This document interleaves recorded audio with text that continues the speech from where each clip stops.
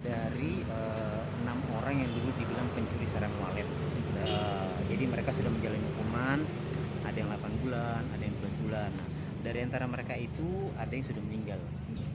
Oke, mereka sudah menjalani hukuman.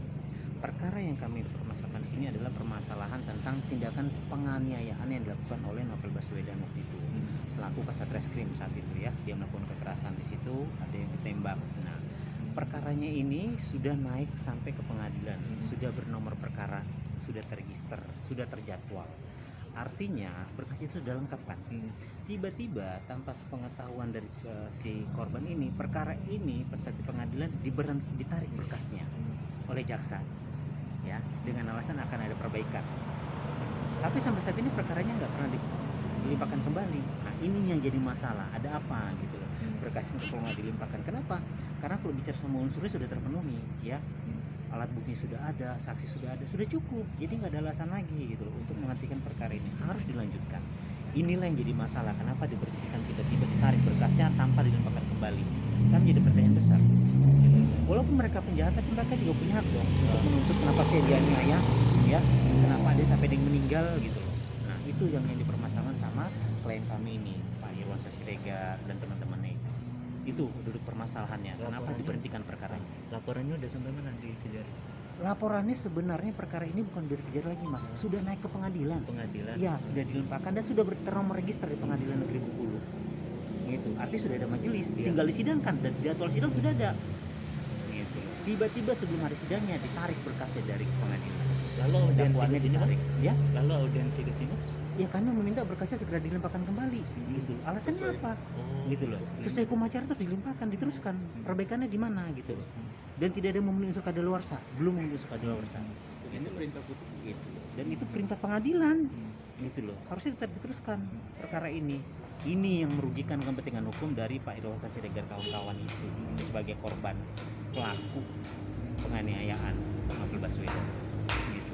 Setelah ini kemana lagi kita audiensi? Kami akan menyampaikan kembali permasalahannya agar Kajati pun juga mengambil sikap terhadap Kejaksaan Negeri kenapa ini perkara diberhentikan. Ya, gitu loh. Kenapa? Kalau dia diberhentikan di awal begitu terima dari kepolisian dianggap lengkap atau kurang dikembalikan. Tapi ini kan sudah dinyatakan sama jaksa berkas sudah lengkap. Iya. Ya kan? Berarti sudah mau terpenuhi unsurnya, berarti tinggal saya limpahkan ke pengadilan. Oke, dilimpahkan ke pengadilan. Sudah diterima juga, sudah terregister, sudah ternomor, sudah terjadwal, sudah dibentuk majelisnya. Tiba-tiba ditarik. Pertanyaan besar buat saya, ada apa? Gitu.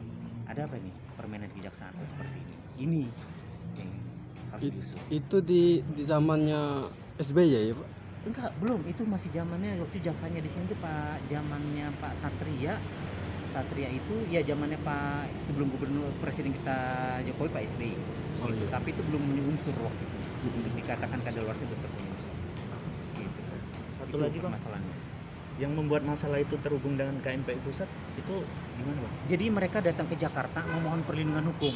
Ya, mereka cerita curhat ke kami. Ya kami sebagai tim advokasi wajar kami menerima itu kan. Mereka curhat ke kami. Ya saya rasa perlu dibantu hukum, ya kami kasih bantuan hukum.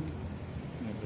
Tanpa melihat siapapun itu, tanpa ada unsur-unsur apapun nggak ada. Kami hanya melihat murni dari korban penganiayaan. Ya harus kami bantu. Gitu loh. Artinya ya dia pun merasa dizolimi. Kok perkara saya bisa diberhentikan? Seberapa kuatnya Novel kok bisa nggak diteruskan perkaranya?